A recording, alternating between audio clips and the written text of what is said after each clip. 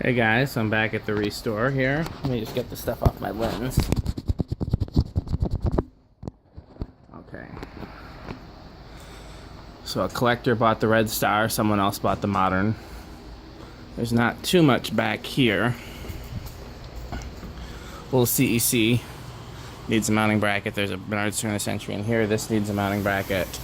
These are still going strong. This Legend came in today. It needed a little TLC, and then one of those four-blade union things. Four-blade union thing would actually be a good candidate to hang up. So this Grant put out today. This, I believe, is a Minka, smaller Minka. Poor Thomas is still here. This Sears was out when I came in today. Same with this SMC, I put that out. Grant put this out. Two of those.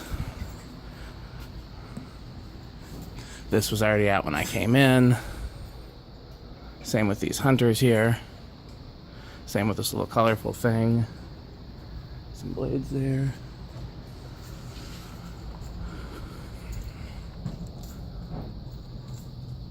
This Designer was here when I got here today.